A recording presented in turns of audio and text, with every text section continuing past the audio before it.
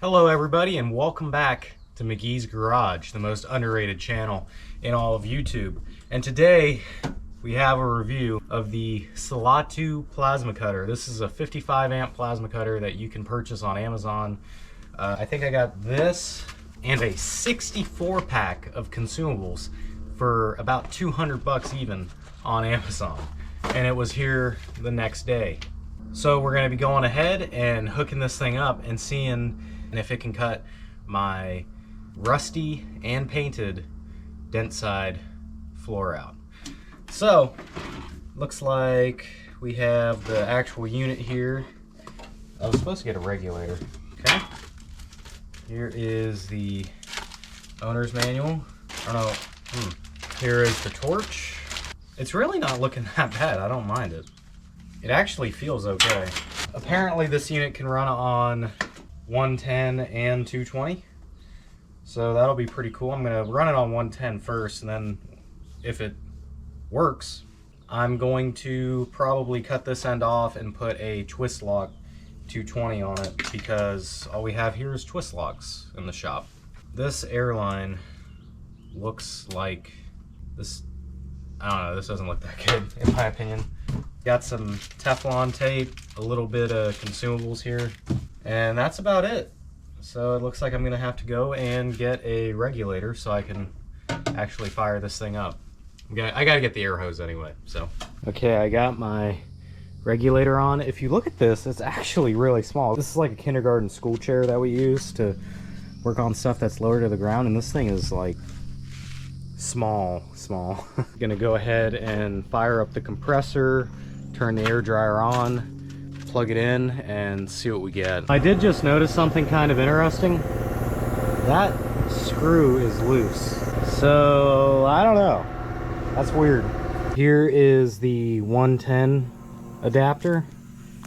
Gonna click that up and try it, but first I'm gonna grind a ground to the truck there. Okay, I have my ground hooked up.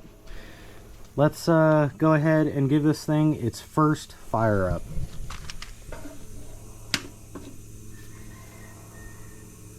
Oh, I see something.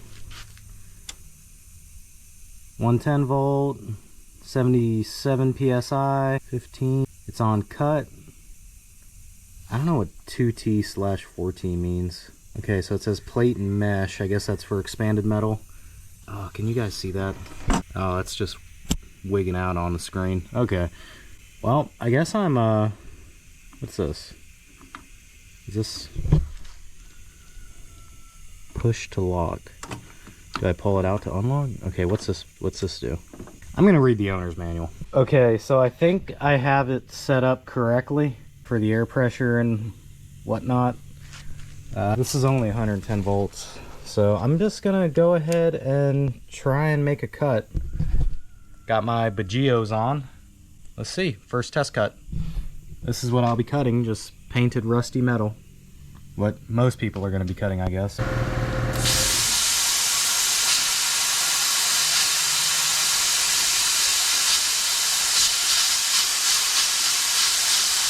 Huh, that is actually really nice. No way. I'm gonna go ahead and pull this little walking or dragging thing off. Ooh, it's warm. I mean, it's not warm, but it's pretty warm. I'm gonna turn it off while I'm doing this. That's actually on there really well. Let's see if we can make another cut. Oh, it's got a swivel on the bottom? That's sick. Hold on, it's on fire. That's pretty normal. I probably should have thrown that in the trash. Now I gotta hose it down.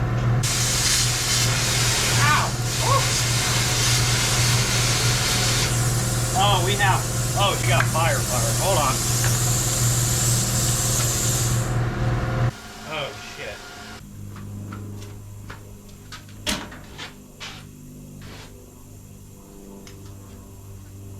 Okay, so there was some foam insulation in there. That really just happened. Look at that. All that foam insulation in there just caught on fire. Okay. Cause for reflection. Wow. All right, well, there it is. You can't get too comfortable around these things. Wow. To be fair, that made a really clean cut. That was on me right there. Anyway, yeah, this little fire extinguisher just paid for itself.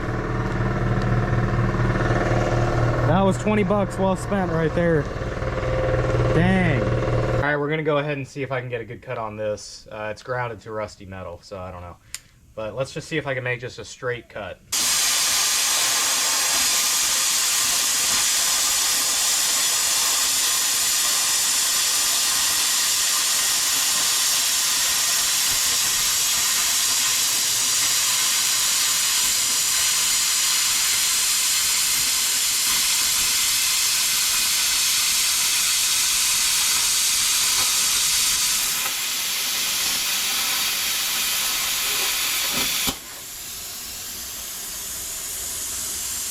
Dude, for just being on 110, that's great.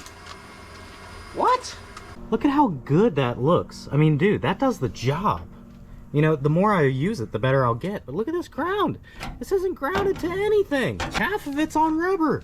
Come on, man. I got the vinyl flooring out of this truck, and look at all the rust I gotta vacuum up out of this thing. Like, dude, this floor pan's about to fall out anyway. All the people crying about me cutting this truck up. Give me a break, man. Come on. Oh, you should concourse restore it back to stock. Oh, you're cutting the dash out. Oh, no. All right, guys. I think we're fixing to do some cutting for real now. See what this thing's got.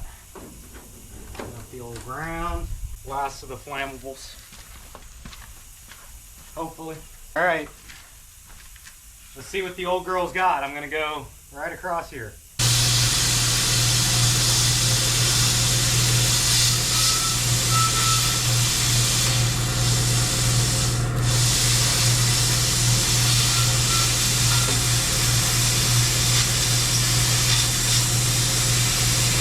Bro, this thing's actually working nice. Turn the air up a little bit. Just trying to get it tuned.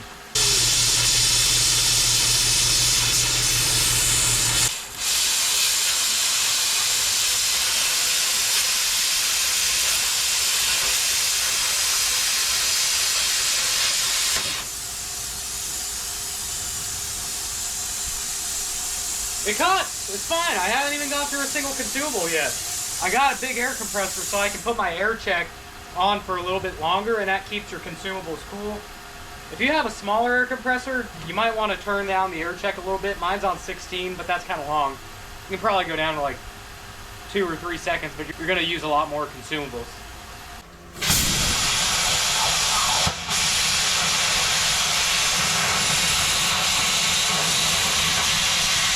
Bro, there's nothing wrong with this. This is sick. Oh man, that's cool. Okay, there's still some metal in there. Look at this though, it's cutting. You know, I'm putting this thing through hell. Look at how greasy that is. It's just cutting right through. Yeah, it's hanging up like right there. I'll hit that again.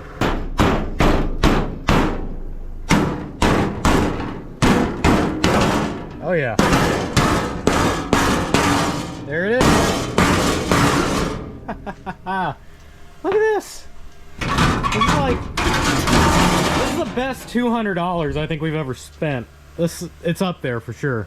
All right, guys, we've established that this works. I'm very satisfied with it. I cut so much crazy, rusty, painted, greasy stuff. Okay, I didn't clean any of this before I started cutting. All right. Look at this. We're already getting there. I've made so much progress already. I'm tickled pink. Well, tickled tan, but you know what I mean. And look at this. I haven't even needed to change consumables yet. This thing's hammered. Look at that. And it just cut through all of this. Look at how nasty that is. All right, guys, let's go over why we purchased this $200 Amazon plasma cutter.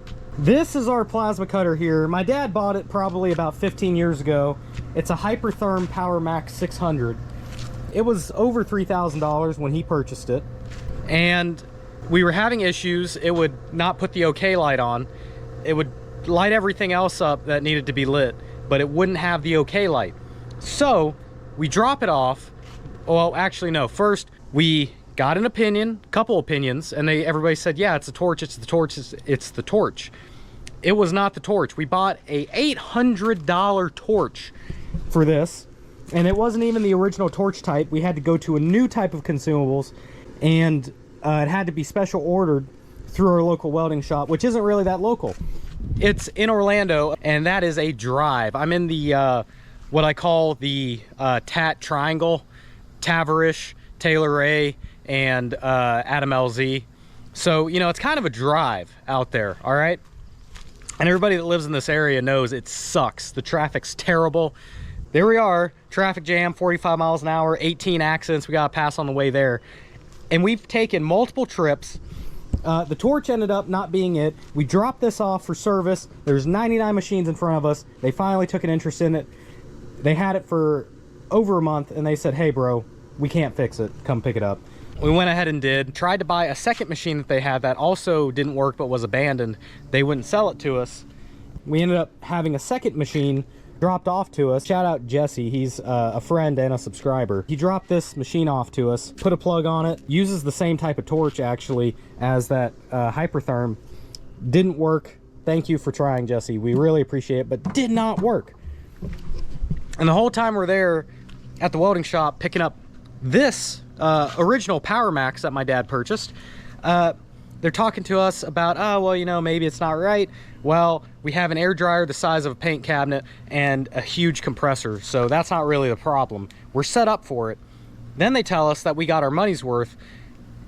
This machine right here might have 20 hours on it. If it has more, I will be so surprised. I would bet my entire subscriber base that this has less than 20 hours on it. We use it 3 times a year, okay? We didn't get our money's worth. We're not a welding shop. We don't do any work for anybody else.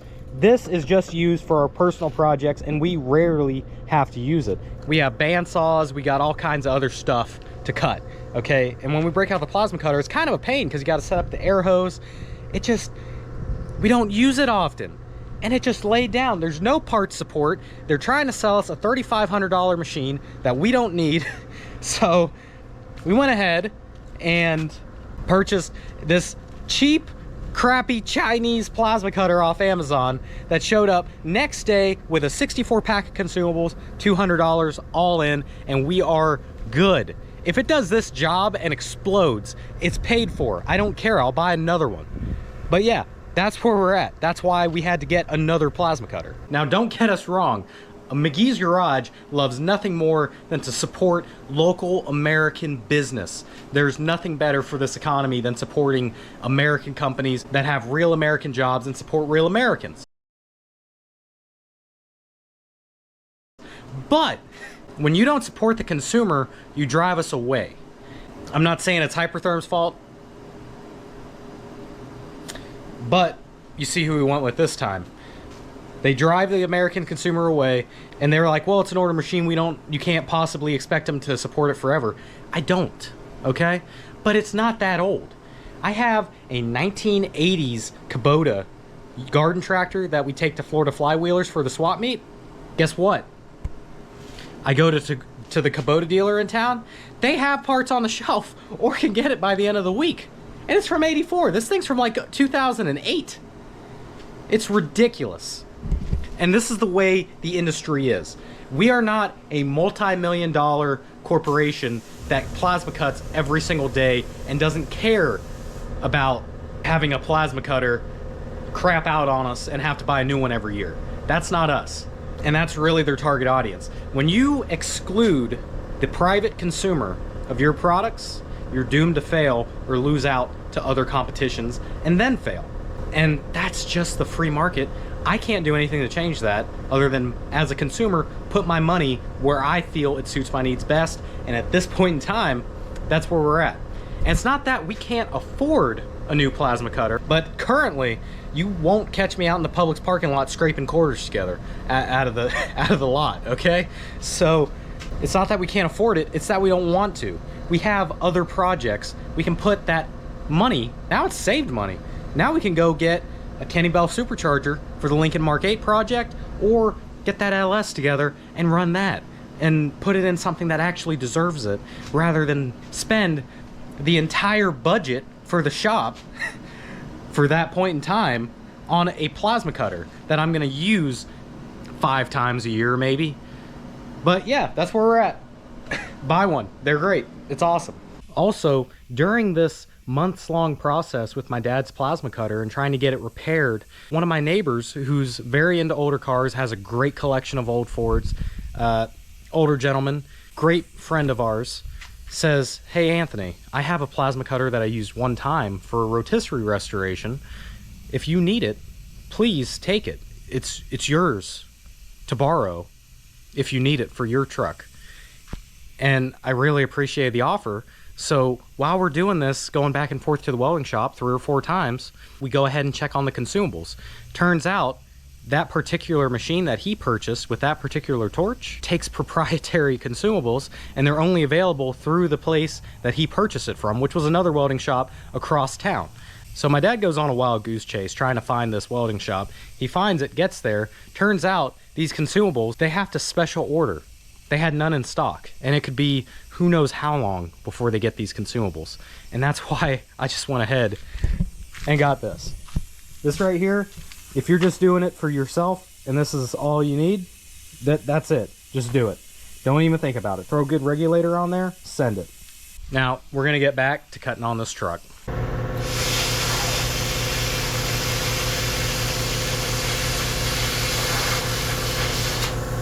I am so happy with this thing, it's not even funny. We had one hiccup with this little screw that's like cross-threaded or whatever, but it's like, it's not coming out. In fact, we have like a little 4x4 burn table from Langmeyer. We're probably gonna buy a second one just to keep at the table. This is sweet.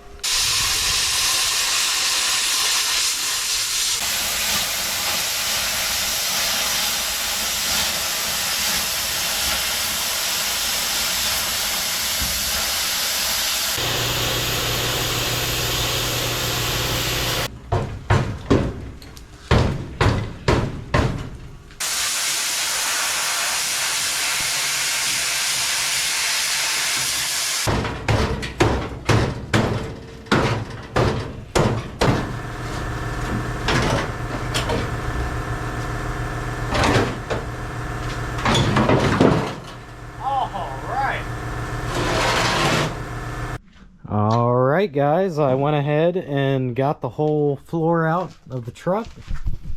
I can just stand up in here, it's nice actually. So I'm about to run out of space on my SD card, so that means the video's over and I got some cleaning to do. But I hope you enjoyed this episode of McGee's Garage. Got a little bit more done on my Dentside, and we also got to review a dirt cheap plasma cutter. If you'd like to see more of this build and others, please subscribe to the McGee's Garage YouTube channel.